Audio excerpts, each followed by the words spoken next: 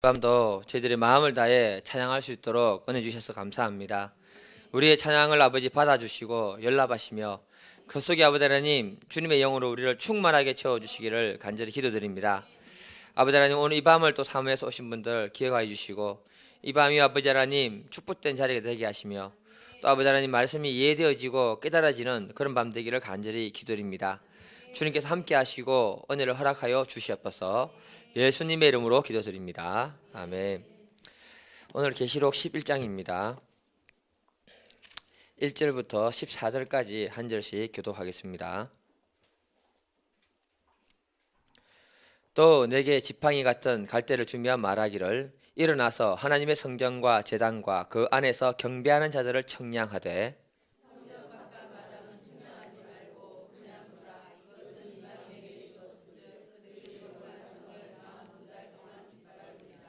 내가 나의 두 증인에게 권세를 주리니 그들이 굵은 겉옷을 입고 1260일을 예언하리라.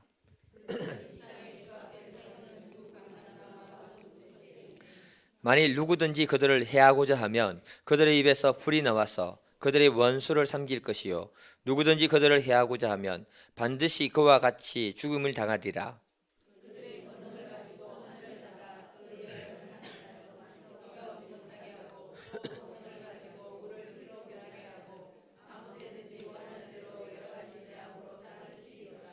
그들이 그 성을 마칠 때에 무주갱으로부터 올라오는 짐승이 그들과 더불어 전쟁을 일으켜 그들이 이기고 그들을 죽일 터인즉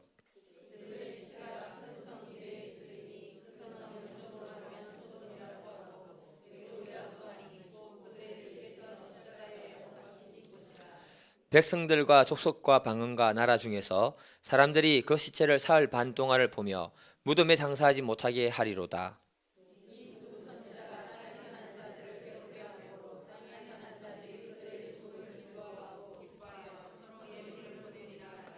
3일 반 후에 하나님께로부터 생기가 그들 속에 들어가매 그들이 발로 일어서니 구경하는 자들이 크게 두려워하더라.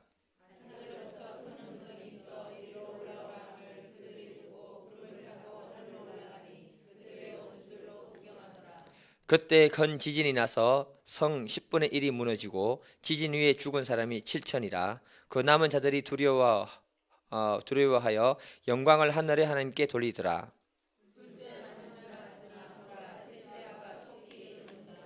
아멘. 제목을 한번 읽어볼게요. 시작.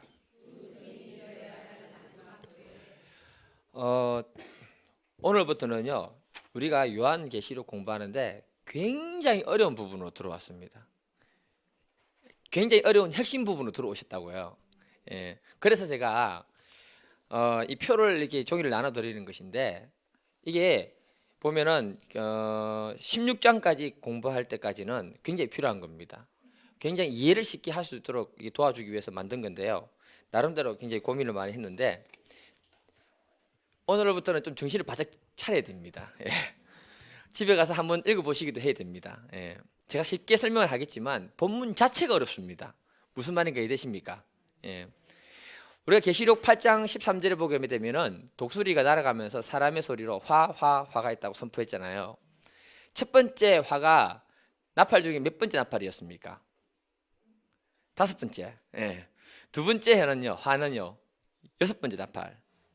그리고 마지막 7번째 나팔이 있는데, 제가 하고 싶은 얘기는 뭐냐, 여기 오늘부터 해서 15장 16장까지 할 때까지는 따라해 보세요. 아프지도 말자, 사고도 나지 말자, 천국도 가지 말자. 한 번 빠지면요 이거 부분은 이해 안 됩니다. 제가 장담해 드리는데, 앞에서 계속 들어왔던 분도 계시록 자체가 어렵잖아요. 나름대로 쉽게 설명해 드렸는데 오늘부터 만약에 한 번 빠지면요 굉장히 어려운 부분이 되기 때문에 이 부분만 이해를 잘하면 계시록이 굉장히 쉬워집니다. 왜 그런 얘기를 해드리냐, 제가 계시록 공부하면서 이해할 때까지 이 부분 때문에 굉장히 고민을 많이 했었거든요. 그러다 이 부분이 딱 이해되고 난 다음부터 쉬워지는데, 처음에 계시록 강의를 할 때 저는 머리에 있으니까 신나가지고 막 했어요. 그때 처음 듣는 분들은 앉아서 듣긴 듣는데 공감대가 형성이 안 되는 거예요. 이해가 안 된다 이 말이에요. 그러니까 나는 신나서 진도 나가는데 다른 분들 못 따라오는 거예요. 그래서 저는 역사도 잘 안 하려고 이제부터 마음 먹었어요.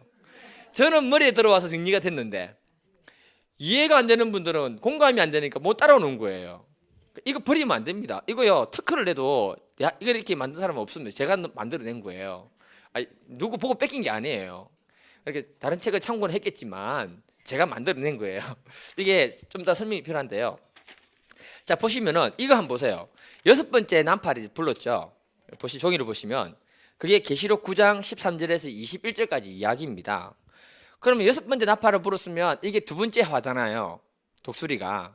그럼 7번째 나팔이 불러져야 되잖아요. 7번째 나팔이 어디로 가냐면은 계시록 11장 15절부터 7번째 나팔에 대한 이야기를 합니다. 중간에 이게 뭐냐? 갈로가 되어 있죠. 제가 계시록 몇 장 몇 절에서 갈로 되어 있죠. 생략을 해버리면 돼요. 생략을 딱 해버리면 6번째 나팔에서 7번째 나팔로 넘어간다 안 간다? 간단합니다. 얘기 안 하면 돼요. 그런데 성경에 이걸 기록했다는 이유가 있다 없다? 굉장히 많다는 거죠. 그 중간에 다른 데는 보면은 7인이 떨어질 때 6번째 인에서 7번째 인까지 요 뒤에 보면 또 하나 더 있습니다. 보면은 중간에 간막으로 되어 있는 이야기가 잠깐 기록이 됐는데 6번째 나팔에서 7번째 나팔로 갈 때는 중간에 간막으로 끼워넣은 이것이 굉장히 내용이 방대하다. 그리고 읽으면 계시록 15장, 자 11장 15절을 한번 읽어볼게요. 계시록 11장 15절을 읽어보겠습니다. 시작.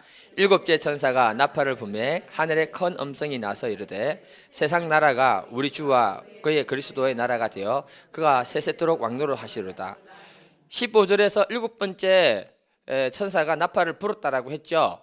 그럼 넘어가야 됩니다. 그러놓고는 그 다음에 뭐냐면은 12장부터 14장은 또 딴 얘기를 한참 하다가 계시록 15장 1절 한번 읽어볼게요. 계시록 15장 1절. 예. 시작.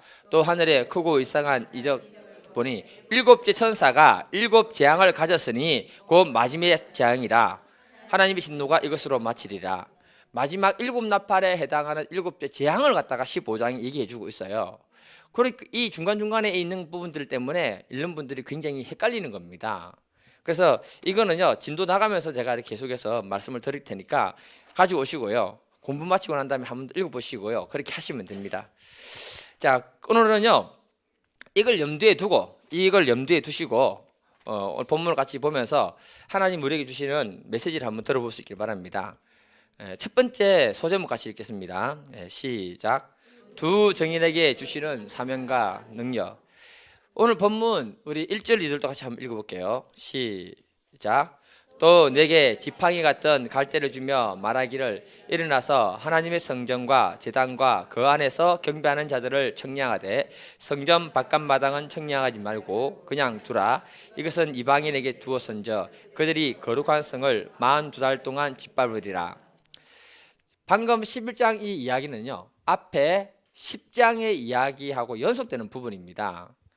힘센 천사가 사도 요한에게 갈대 지팡이 같은 거 주면서 하나님의 성전과 제단과 그 안에서 예배드리는 사람들을 청량 한번 해봐라, 이렇게 얘기한 거예요. 구약에서 갈대 지팡이 같은 것으로 어떤 걸 청량할 때는요, 두 가지 의미가 있습니다. 하나는 뭐냐면 심판을 하기 위한 것과 심판하면서 반대로 보호하기 위한 목적을 가지고 이걸 청량하는 거예요.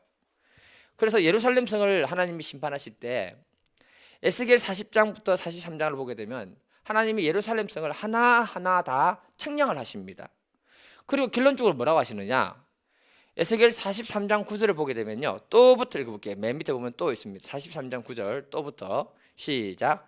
또 그 행하는 43장 9절. 뭐 잘못 찍었는가 보다. 보면은 또 그 행하는 가증한 일로 내 거룩한 이름을 더럽혔으므로 내가 노하여 멸망시키려니와, 이 말이 나옵니다. 그러니까 하나님이 예루살렘 성을 하나하나 청량을 하시고 난 다음에요, 그들이 제약을 갖다가 심판을 하실 때 그들이 하나님의 이름을 더럽히고 그 거룩한 성을 더럽혔을 때 내가 심판한다, 이렇게 말하는 거예요. 그것처럼 계시록 11장 1절에서 2절을 읽었던 것처럼 하나님의 성전과 제단과 그 안에서 경배하는 자들을 청량하라, 이 말은요, 마지막 때가 되면 하나님은 지상의 모든 교회들을 다 측량하면서 그들의 죄를 심판할 것인지 그들을 삶을 보호하고 구원할 것인지 하나님이 확인한다는 거예요. 정말 하나님을 사랑하는 믿음의 사람들은요, 앞에서 본 것처럼 하나님이 그 백성들을 보호하시고 재난으로부터 구원해 주셨지만 하나님의 이름을 사칭해서 짓는 모든 죄는 그 제사장부터 그 백성들에 이르기까지 하나님이 불신자 취급을 해서 심판을 다 해버린다는 거예요. 그래서 마지막 시대가 되면 하나님은 하시는 게 뭐냐, 양과 염소를 구별하고 알곡과 무엇을 구별한다? 죽정이를 구별하는 거예요.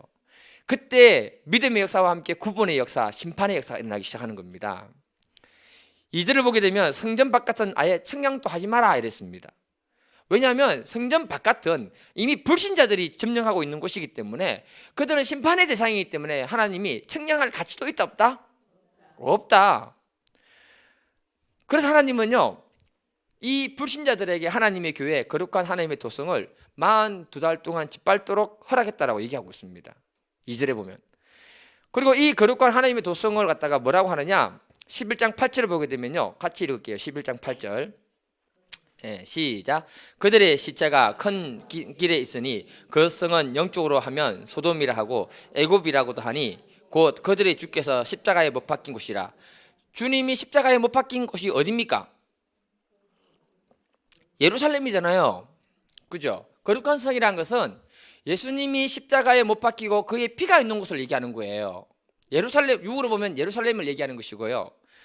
계시록에서 말하고자 하는 거룩한 곳은 어디냐 하면은 주님의 핏뿌림이 있는 곳, 어디입니까? 교회. 주님의 핏뿌림이 있는 곳이 어디냐면 교회라는 거예요. 이 교회가 마지막 때가 되면요, 소돔과 고모라 같이 애국 같이 바뀌어 버렸다라고 얘기하고 있는 거예요. 소돔과 고모라는 음란과 제약으로 인한 것을 얘기하는 것이고요, 애국 같이 바뀌었다는 것은 온갖 우상 숭배로 바뀌어 버렸다는 것을 얘기하는 거예요. 그래서 하나님이 마지막 시대는 믿음 생활하고 있는 하나님의 백성들을 성전 제단부터 측정해서 그들을 확인해 간다는 거예요. 성전 제단에 누가 있을까요? 제사장이 있는 거예요. 목사가 있는 거예요. 마지막 시대가 되면 하나님이 그 제사장부터 확인 작업에 들어간다는 거예요. 구원받을 자인지 심판받을 자인지를 하나님이 확인하고, 그리고 그 백성들까지 다 확인해서 하나님이 심판할 자는 심판하고 구원할 자는 구원하겠다, 이 얘기를 하시는 겁니다. 1절에서 제단과 그 안에서 경배하는 자들을 측량한다. 하나님은요, 교회 안에 와서 예배자 한 사람 한 사람을 다 측량해 본다는 거예요. 여기에서 우리가 깊이 고민하고 넘어가야 되는 것이 뭐냐, 마지막 시대가 되면 교회라는 간판을 달았다고 해서 하나님이 다 기뻐하는 교회다? 아니다? 아니다. 마지막 시대가 되면 교회 다니는 성도라고 하더라도 하나님이 다 기뻐하는 성도다? 아니다? 아니다. 예. 하나님이 오늘 우리들 마음에, 오늘 이 자리에서 우리들 마음을 하나하나 체크하면 어떻게 될까요?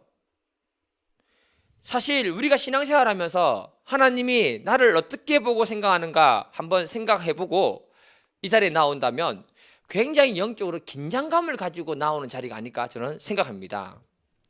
그래서 이 예배 자리에 나올 때 내 자신으로 볼 때는 하나님께 정말 은혜와 긍휼만 구해야 되는 그 입장에서 나와서 예배를 드리는 자가 될 것이다, 저는 이렇게 생각합니다. 로마서 12장 1절을 보게 되면요, 그러므로 형제들아 내가 하나님의 모든 자비하심으로 너희를 권하노니 너희 몸을 하나님이 기뻐하는 거룩한 산제물로 드리라. 이것이 너희의 영적인 예배니라. 사도 바울이 마음으로 간절히 권면한데요, 우리 몸으로 하나님이 기뻐하는 영적 예배를 드릴 수 있는 사람이 되도록 간구한대요. 이 말의 의미를 깊이 생각해 볼 필요가 있는 겁니다. 원래 구약에서 제사는 어떻게 지냅니까? 짐승을 죽여서 피를 다 뽑아내고, 그리고 오장육부를 다 거집어내고 뼈와 살을 발라서 하나님께 드리는 제사였잖아요. 이것은 죄에 대한 희생을 요구하는 것이고 생명을 바치는 제사였습니다. 구약의 제사 방법이 쉬웠다? 까다로웠다? 엄청 까다로웠다. 까다로운 게 아니고 어떻게 까다롭다? 엄청 까다로웠다. 그렇게 까다로웠던 이유가 뭘까요? 제물을 하나님이 원하는 방법대로 구별해서 드리도록 하기 위해서 까다롭게 했다. 절차가 복잡하니까 그렇게 양 잡아서 하나님께 드려지는 모습을 볼 때 그 사람 마음가짐이 어떨까요? 조금이라도 경건해지겠죠. 그런데 우리 주님은 십자가에서 이런 복잡한 모든 것들을 다 어떻게 시켰다? 간소화시켜버렸다. 예배 절차가 너무 간소화되다 보니까 하나님이 우리 마음에 주신 그 은혜가 너무 해이해지더라. 간편화되어서 예배를 드릴 때 여러분들이 이렇게 예배 드리게 해주신 하나님께 감사의 예물을 개인적으로 드려본 적 있어요? 뭐든지 천국이 기쁘려면 지옥을 경험해야 천국이 기쁜 것처럼 구약시대의 그 제사가 얼마나 힘들었는가를 내가 몸으로 경험해보면 십자가를 통해서 주어진 그 은혜가 얼마나 큰 은혜인가 깊이 경험되어지는 겁니다. 그게 없으니까 우리가 모르는 거죠. 대비되는 게 없으니까. 그래서 사도 바울은 우리 몸으로 드리는 제사가 되라. 이 말에는 굉장한 의미가 있는 겁니다. 여러분, 우리의 몸과 마음이 따로 분리가 됩니까? 안 됩니까? 안 되죠. 되는 분 있습니까? 몸 따로 마음 따로. 예. 우리의 몸과 마음은 하나로 묶여 있습니다. 그래서 원효대사가 당나라 유학 가다가 밤에 목이 말라서 마셨는데 어떤 물을 마셨다? 해골물을 마셨잖아요. 맛있게 먹고는 아침에 일어나가지고 보니까 해골 바가지에 물이 있는 거 보고 구역질했더라. 그러면서 하는 말이 뭡니까? 일체 유심조 깨달았다 하고는 중국 유학기를 포기했습니다. 예. 우리의 몸과 마음이 하나라는 거예요. 하나. 내 마음이 세상적인 것으로 가득하고 미움이 가득하고 복잡한 상태에서 하나님 앞에 예배 드리러 오면 참된 예배가 되겠냐 이거죠. 몸과 마음이 하나인데. 반면에 몸을 너무 혹사시켜서 피곤하면 이 자리에 와서 예배가 집중이 되겠습니까? 물론 일하고 오신 분들은 다 저는 이해합니다. 좀 주무셔도 됩니다. 푹 주무셔야 됩니다. 예. 우리 몸이 엄청 피곤하면 마음도 피곤해지는 거죠. 그래서 우리가 산제물로 몸을 드린다는 말은 우리의 마음과 함께 합해져서 하나님께 드려지는 제사를 요구했던 거예요. 하나님은 마지막 시대에 우리 예배 속에서 한 사람 한 사람을 다 체크해보고 확인해 본다는 겁니다. 정말 온 몸과 마음으로 하나님을 사랑하는 마음에서 드려지는 예배를 위해 이 자리에 왔는지 아니면 도장찍으러 오는지. 수요일 오시는 분들은 아무도 그런 분들 없어요. 수요일 금요일 이렇게 오시는 분들은. 예. 너무 감사드립니다. 와주셔서. 점점 교회의 제사장인 목사가 타락하고 성도들이 타락하기 때문에 마지막 때가 되면 하나님의 거룩한 성이 되는 이 교회는 더러워지는 거예요. 누구들 때문에? 우리들 때문에. 그래서 몸은 교회는 다르지만 마음은 세상의 욕심을 쫓아가는 성도들, 목회자가 많아지는 겁니다. 그리고 성령으로 충만함을 덧입고 복음을 전하고자 하는 사람들은 점점 줄어드는 거예요. 그러면 교회는 타락하는 것이고 성도는 타락합니다. 여러분, 이때 세상 사람들이 교회를 욕하게 되고요, 우리 주님이 이것 때문에 타락한 교회는 역교회하면서 마지막 시대에 심판할 때 교회부터 하나님이 이게 특정에 들어가면서 심판하신다는 거예요. 그 내용이 안에 들어있는 겁니다. 우리가 주님을 마음을 다해서 사랑할 수 있기를 바랍니다. 예. 중요한 것은 3절하고 4절인데요. 같이 읽어볼게요. 예. 좀 어렵습니다. 이게. 시작. 내가 나의 두 증인에게 권세를 주리니 그들은 이 땅의 주 앞에 서 있는 두 감람나무와 두 촛대니. 하나님이 이 세상이 소돔과 고모라 같고 이국같이 되는 그런 시대에, 교회가 타락하는 그런 시대에 하나님이 두 정인을 세운대요. 두 정인. 도대체 두 정인이 누굴까요? 마지막 때에 하나님이 모든 교회를 측량하고 구분하실 때 끝까지 복음을 전하면서 하나님께 쓰임받는 그 교회, 그 사람을 가리켜서 두 정인이라고 이렇게 상징화된 거라고 보면 됩니다.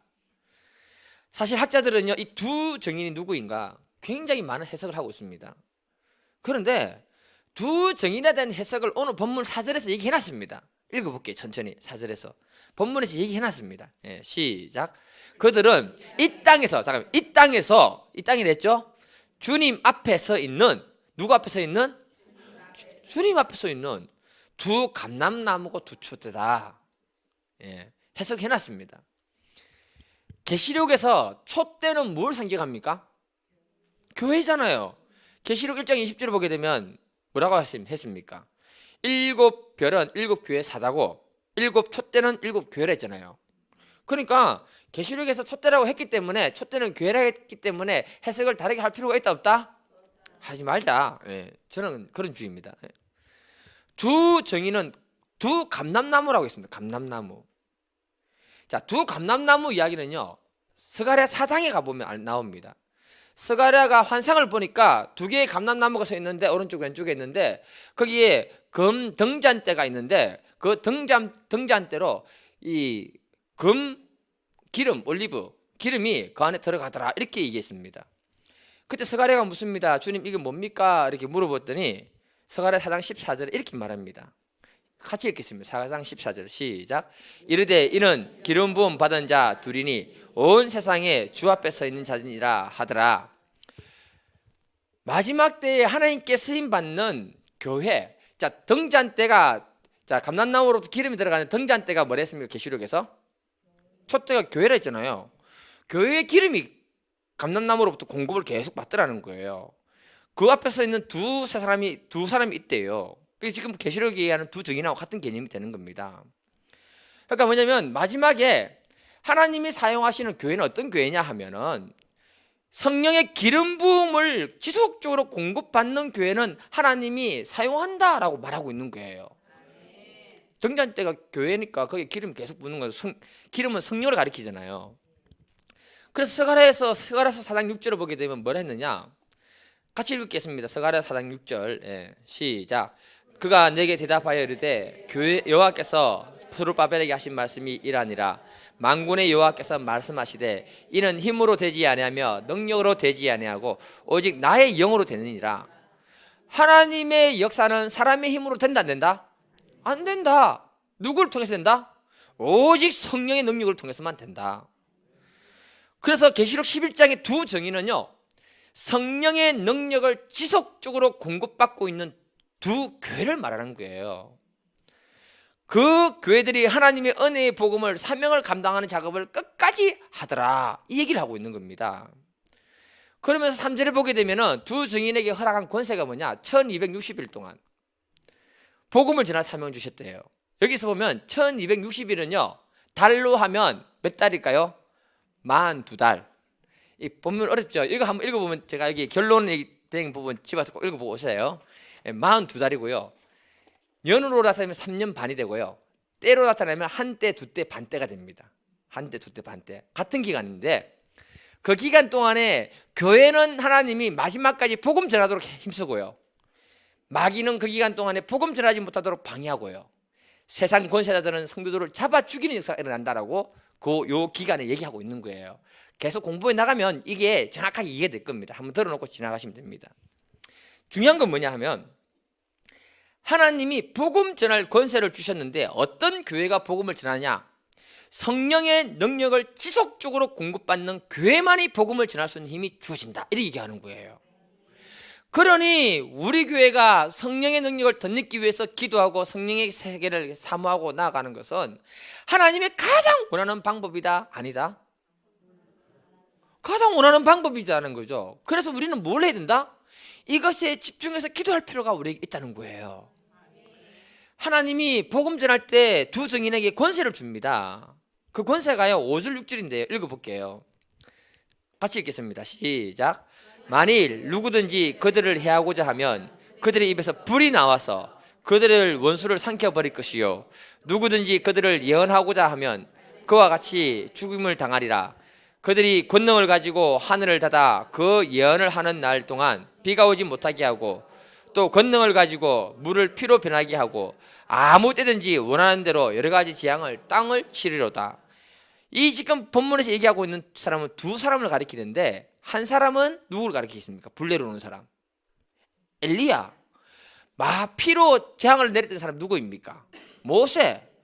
마지막 때일수록 하나님이 복음을 전하도록 해주는데 엘리야와 모세의 권세를 가진 힘을 가지고 복음을 전할 수 있는 능력을 주겠다. 그런데 여기서 보면 마지막 때에 하나님이 볼 때 하나님이 기뻐하는 교회가 많다 적다? 적다. 그걸 갖다가 어떻게 표현했냐면 두 정인, 두 감람나무, 두 촛대라고 얘기한 거예요. 왜냐? 예수님이 전도할 때 몇 명씩 짝지어서 전도를 보냈습니까? 둘씩이죠. 왜요? 전도할 수 있는 최소 단위가 몇 명이다? 두 사람이라는 거죠. 그러니까 다시 말해서 마지막 시대가 되면 소수의 교회만이 성령의 능력을 지속적으로 공급을 받게 되고 그 교회만이 주님이 주신 사명을 능력 있게 감당할 수 있는 교회가 된다. 이 얘기를 하고 있는 거예요. 여러분, 우리가 깨달아야 되는 게 뭐냐면요, 제가 계시록 설교를 하면서 깨달은 게 뭐냐면, 하나님이 궁극적으로 계시록 마지막까지 우리에게 요구하는 게 뭐냐? 뭡니까? 내자. 네. 예. 뭐 당신하고 내가 무슨 사이 했더니 뭐 평생 맹수라더만. 그게 아니고 성령 충만도 맞지만 성령 충만을 통해서 궁극적으로 요구하는 게 뭡니까? 내자. 영혼 구원. 예. 복음 전도 뭐 되겠네. 하여튼 계시록을 통해서 우리에게 뭐 신비한 세계를 자꾸 얘기하는 게 아니고요, 마지막까지 교회는 성령의 능력을 덧입어서 뭘 해야 된다? 영혼 구원을 하는 것이 교회가 할 사명이라는 것을 우리에게 가르쳐주고 있는 거예요. 그 교회에게 엘리야와 모세와 같은 능력을 하나님이 부어주시겠다. 교회가 교회다워지는 방법, 신앙인이 신앙인다워지는 방법은 지속적인 성령의 능력을 공급받아야 된다는 것을 얘기하는 것이고요, 지속적으로 그 힘을 덧입어서 뭘 해야 된다? 영혼 구원을 해야 되는 거예요. 그래서 우리가 입을 열어서 세상 사람들에게 교회 한번 가봅시다 이 말이 여러분 쉽습니까? 어렵습니까? 쉽다는 분은 성령 충만한 가운데 전도를 잘 하시는 분이에요. 어렵습니다, 여러분. 제가요, 우리 학생들 없으니까 학생들 요걸 좀 할게요. 학생들하고 석장동 전도를 하면요, 답답해서 전도를 못해요. 아니, 경주 선교교회에서 왔습니다 하고 물티슈 하나 나눠주는 게 뭐가 그리 어려워요? 물티슈 안 받아가면 받아오면 되잖아요, 대로. 그거 못 나눠줘가지고 주저주저거리는 거예요. 저는 성질이 좀 있어가지고, 그래서 뭐라 하느냐, 야야 네가 빨리 저거 나눠주고 해라 하면서 애들을 강하게 푸시하거든요. 그 다음부터는 나하고 전도를 안 할래요. 그래서 내가 정말 힘들더라고요. 두드려 팰 수도 없고, 옛날 같으면 좀 팼을 건데. 예. 전도는요, 내 안에 복음에 대한 확신과 성령 충만한 가운데 공격적으로 하지 않으면 안 됩니다. 최신영 전도사님 목욕탕에 때밀어 주면서 전도하시잖아요. 대단한, 여러분 쉬운 일이 아닙니다. 그게 하나님이 우리에게 마지막까지 복음을 전할 수 있도록 성령의 능력을 지속적으로 공급해주고 그 힘으로 마지막까지 두 정인의 삶을 살도록 교회에게 요구하고 계신다는 거예요. 지금부터 기도하면서 6월의 초대를 준비해야 됩니다. 어떻게 계시록 준비하는데 6월의 초대가 이렇게 딱 맞아가는지, 전도 설교 하고 싶었는데 타이밍이 기가 막힙니다. 제가 너무 감사합니다, 주님. 자, 두 번째, 예, 오늘 같이 두 번째 소제목 같이 읽을게요. 시작. 두 정인의 순교와 부활. 하나님은 마지막 시대의 모든 사람을 다 구원하기를 원하는 것이 하나님의 마음입니다. 그런데 중요한 것은 마지막 시대일수록 복음 전할 때 사람들의 마음이 강팍해지고 완악해진다. 그래서 하나님이요, 전도자에게 전도에 대한 능력을 허락해 주시는 거예요. 근데 이런 일이 일어난다고 합니다. 7절을 읽어볼게요. 7절 시작. 그들이 그 정언을 마칠 때에 무주갱으로부터 올라오는 짐승이 그들과 더불어 전쟁을 일으켜 그들을 이기고 그들을 죽일 터인저. 하나님이 어느 기간 동안에 복음 전하도록 할 때, 그때에 지옥에서 악한 짐승이 올라와서 복음 전하는 일을 못하게 하고 전쟁을 일으켜서 사람을 죽인다, 이렇게 얘기하고 있습니다. 이거 12장 가면요, 13장으로 가면요, 이 영적 실체에 대해서 정확하게 얘기하기 때문에 지금부터 그 기간 동안에 빠지면 엄청난 손해가 됩니다. 예. 그때 다시 얘기하겠습니다. 자, 다시 말해서 우리의 사명이 끝날 때까지 우리를 괴롭히는 마귀의 역사는 지속적으로 우리를 역사하고 우리에게 공격하고 있다. 지금 이런 일은 마지막 나팔 불기 전이라는 사실을 여러분 기억해야 되고 실제적인 사건이라는 사실을 여러분들이 받아들이길 바랍니다. 그래서 13장 7절에 보게 되면요, 뭐라 하느냐, 또 건세를 받아, 짐승이 또 건세를 받아 성도들과 싸워 이기게 되고 모든 족속과 백성과 방언과 나라를 다스리는 권세를 받는다, 이런 말이 나옵니다. 나중에 가서 보면 되겠지만 하나님이 하시는 일을 못하도록 세상 권세자들이 우리를 방해하고 우리를 핍박한다라고 얘기하고 있는 거예요. 이런 영적 전쟁이 마지막 시대에 일어나는데 그때 순교의 피가 많은 사람들을 통해서 뿌려지게 된다, 이 얘기를 하고 있습니다. 우리 9절 읽겠습니다. 9절 읽겠습니다. 예, 시작. 백성들과 족속과 방언과 나라 중에서 사람들이 그 시체를 사흘 반 동안을 보며 무덤에 장사하지 못하게 하리로다. 복음 전하는 그 사람들을 죽였는데 그 두 증인의 시체를 길바닥에 버려두고 사흘 반 동안 아무도 건드리지 못하게 했다, 이렇게 얘기합니다. 무슨 말입니까, 여러분? 시체를 방치했다는 것은 복음 전하는 그 사람에 대한 굉장한 적대감을 나타내는 말입니다. 그러니까 그렇게 해서 그 시체가 이렇게 바깥에 이렇게 방치되어 있으면 그걸 지켜보는 교인들의 마음에 뭐를 심을까요? 두려움. 예. 그렇게 해서 뭘 한다? 복음 전하지 못하도록 만든다. 한마디로 말해서요, 마지막 때가 되면 우리가 복음을 전할 때 사람들이 강팍해져서 너무너무 싫어하고 사람을 죽인다는 거예요. 소돔과 고모라처럼. 이때가 되면요, 확실하게 구원받을 자와 구원받지 못할 자는 우리가 눈으로 봐도 알까요, 모를까요? 알게 되는 거예요. 예. 구원받는 사람들은 복음이 선포될 때 복음의 내용에 어떻게 반응할까요? 죄가 있으면 가슴을 치면서 하나님 앞에 자복하는 마음으로 나아가는 믿음의 역사가 생깁니다. 그런데 구원받지 못할 사람들은요, 그런 죄에 대한 부분에 문제 따르면 내가 왜 죄인인데, 그러면서 마음을 닫고 소리를 지르고 복음 전하는 자들을 저주하고 죽이는 일이 나타나기 시작한다, 이 얘기를 말하고 있는 거예요. 오늘 본문에서 두 증인이 다른 거 했겠습니까? 자, 소돔과 고모라 같다는 것은 엄란한 죄가 많은 그 시대에 그건 죄다라고 얘기한 거고요. 애국 같다는 것은 우상 숭배 많이 하는 사람에게 이 우상은 죄라는 것을 말한 것뿐입니다. 그런데 그 사람들이 그 말을 들었을 때 마음을 닫고 강팍하게 하고 하나님 말씀 자체를 싫어했다는 거예요. 이걸 통해 우리가 경각심을 가져야 되는 것이 뭐냐 하면요, 우리들은 하나님의 말씀을 들을 때 어떤 심령으로 받아들이고 있냐, 이거예요. 우리 모두는요, 죄에 대한 책망의 말씀보다는 축복의 말씀을 듣기를 더 원합니다. 왜? 전하는 사람도 그거는 부담스럽고, 부담스러울까요, 안스러울까요? 회개하라는 말은 부담스러워요. 듣는 사람은요, 같이 부담스러워요. 서로 좋은 게 좋은 겁니다. 그렇잖아요. 그러니까 마지막 시대가 되면 죄 문제는 심각해지는데 이 부분에 대한 말씀은 심각하게 다뤄지지 못하고 있다. 우리들의 영혼을 살리는 그 심각한 부분의 죄 문제를 다룰 때 사람들은 그 쓴 메시지를 듣기 싫어한다. 우리 몸에 좋은 약은 씁니까, 답니까? 그런 거예요. 마지막 시대로 가면 갈수록 쓴소리는 듣기 싫어진다. 오죽했으면 10절에 두 선지자가 땅에 사는 자들을 괴롭게 한 거로. 아니, 뭘 괴롭겠습니까? 그냥 말씀을 선포한 것뿐인데. 땅에 사는 자들이 그들의 죽음을 즐거워하고 기뻐했다라고 합니다. 심지어 어떻게 했느냐, 정말 잘 죽었다, 누가 죽였는데 하면서 예물을 보내는 거예요. 그리고 축하해주고. 무슨 말인가 이해됩니까? 혹시 우리의 심령에 우리의 영혼을 일깨우는 메시지가 던져질 때 나는 그것에 대해서 어떻게 반응하는가를 한번 생각해 볼 필요가 있다는 거죠. 만약에 그 부분에 대해서 굉장히 내가 그 반응을 가지고 있다면 내 영이 죽어가는 사람이라는 것을 갖다가 우리는 인식할 수 있기를 바랍니다.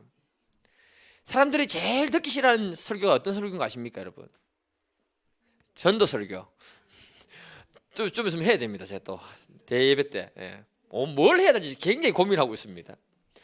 전도 잘하는 사람에게는 전도 설교하면요, 아멘, 누가 전도하지? 연옥 권사님 벌써 생각이 났고 막 누구 초청하고 빨리빨리 와라 이렇게 하려고 준비 다 끝났습니다. 잘 못하는 분들은요, 듣는 순간에 하긴 해야 되는데 못하니까 어떻습니까? 마음이 엄청 부담스러운 거예요. 예. 그러니까 우리가 마지막까지 사명을 놓쳐버리면 성령의 지속적인 능력을 기름 부음을 받을 수 있다 없다? 없다는 거죠. 복음 역사는 핏뿌림으로 시작해서 핏부무림으로 끝나는 겁니다. 예수님이 십자가에서 어떻게 했습니까? 자기 피를 뿌리므로 구원 역사가 시작됐잖아요. 그래서 로마 300년을 보게 되면 수많은 사람이 순교의 피를 뿌립니다. 그동안에 교회는 어떻게 됩니까? 더욱 든든하게 세워지기 시작한 거예요. 그래서 터툴리안이 뭐라 했냐면 순교의 피는 곧 교회의 초석이다. 순교의 피가 없이는 생명의 역사가 없다고 얘기했습니다. 우리나라에 처음 선교사로 오신 분이 누굽니까?